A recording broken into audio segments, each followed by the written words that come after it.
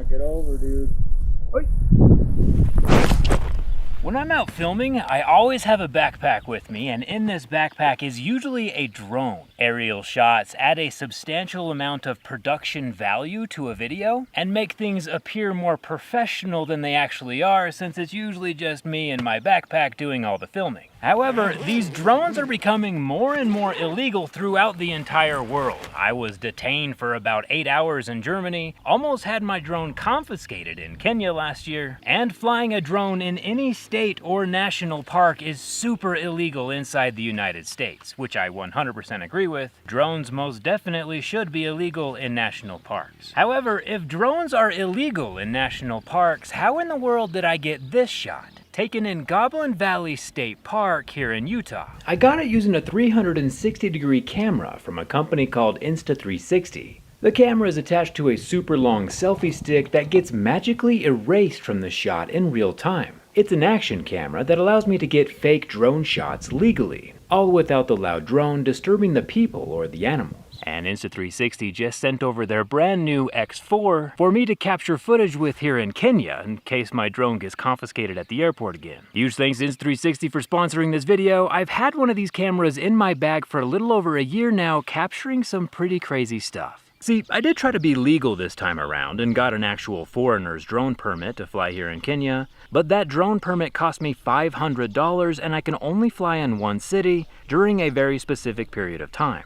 That same $500 could have also bought me this X4, which almost has the same effects without breaking any laws, and is quite a bit more portable. See, the 360-degree camera is capturing an 8K resolution all of the time, and after the footage is shot, I can go in and pick which framing I want inside of the Insta360 app or on my computer with Insta360 Studio. And that post-processing only takes a few minutes. 8K resolution is important because the camera is filming everywhere all at once. It's like having eyes in the back of your head. But when it comes time to output a horizontal video for YouTube or vertical video for social media, there are still plenty of pixels to work with. It sounds complicated, but actually only takes a few minutes. Even less if you let the AI do it for you, or use the gyro-based editing in the mobile app. Just hit record and move your phone around to frame your footage in real time, and that's all it takes. Here's a real-world audio test with the camera. This is one of like the really spiky trees. I feel like every plant here in Kenya is trying to poke you somehow. It's also super weird having a lens facing me and a lens facing away so that I don't have to move the camera. Everything's just in frame all of the time. Let's find some cactus fruit. They say that the ones that are more purple are the most ripe. Coming in close here, trying to avoid the spikes. So this also has little spikes of its own on it that if you eat, really mess up your mouth. It's just got, look at that. Do you see that on my finger? Hopefully with the 8K resolution you can zoom in on that, but dang, what's the best way to describe the pain I'm feeling? I don't know. It's not good. It's just like a sliver. It's like a wood sliver. You're supposed to like wipe it off on your pants. Hopefully this comes through on the camera, but dang, that was, if you get a mouthful of that, it's over. There's a bunch of camels around here and they just munch on this. Apparently their mouths are much stronger than mine. Coming from the back lens to the front lens, I'm just gonna take a tiny bite because I'm not a camel. Oh, look at that red juice.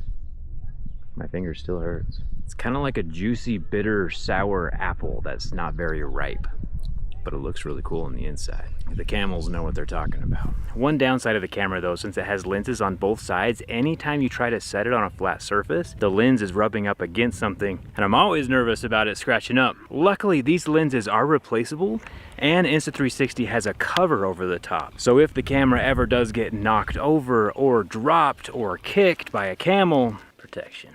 The lenses remain protected, because as we know, protection is always a good thing. We're gonna try to get the camels to walk over the camera to get some cool shots, because no matter where the camera's placed, every angle is in frame. Did you go to it? Yep. Don't knock it over, dude. Oi. Why don't you knock it over? Protection's always a good thing. Thank you for your services. We're in Kenya right now. We came across this workbench. So it looks like they've built some cement discs that go on a bench press setup.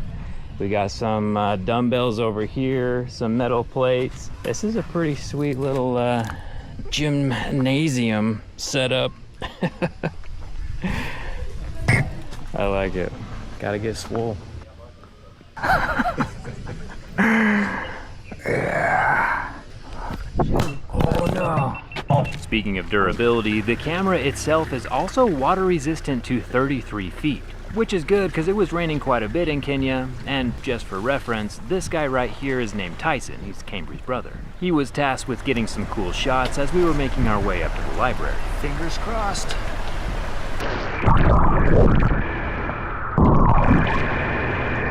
To get some aerial shots without leaving the ground, the Insta360 has a 15-foot long selfie stick accessory, and since the camera is filming anywhere and everywhere all at once, it can capture drone shots. Drone shots being in finger quotes there, at any point. I like to swoop the stick near the ground and then lift it up into the air to give it that flying effect that a regular camera can't accomplish. It's a shoot first and frame later kind of situation. The Insta360 automatically digitally erases that selfie stick for the unique shots that make videos more interesting. Insta360's flow state stabilization and 360-degree horizon lock make getting the shot pretty foolproof. And not only does the X4 have a 67% longer runtime of about 135 minutes, with the 2290 mAh battery, it can also film in 8K and has 78% more pixels than the previous generation. The X4 is a substantial upgrade.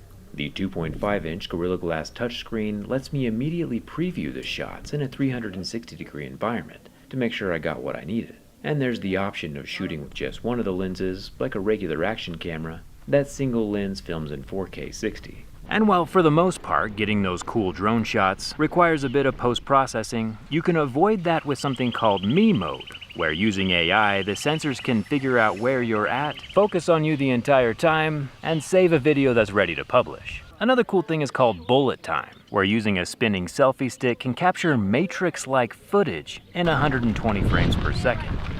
Okay, Cam, are you ready to try out some bullet time? Here we go. Let's go. Left.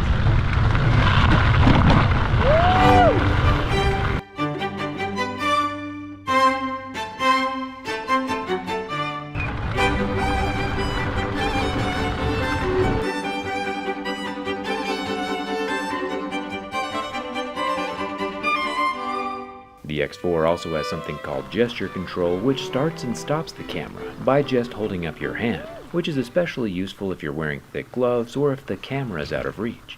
There was a time when we visited the last two remaining northern white rhinos, and these are literally the last two northern white rhinos left on planet Earth. Devin was able to hold the camera and film our truck without stepping out into danger and turning himself into a human shish kebab. The Insta360 X4 does not disturb the rhinos like a drone would have, and was able to capture everything in frame all of the time. The Insta360 X4 is available right now for its lowest price ever during the Black Friday sale, and I'll have a link that unlocks a free accessory in addition to the discount down in the video description. I wouldn't say the Insta360 is going to replace all the equipment in my bag, but it is a piece of kit that I use fairly often to get cool shots and to stay out of jail. Thanks a ton for watching, and I'll see you around.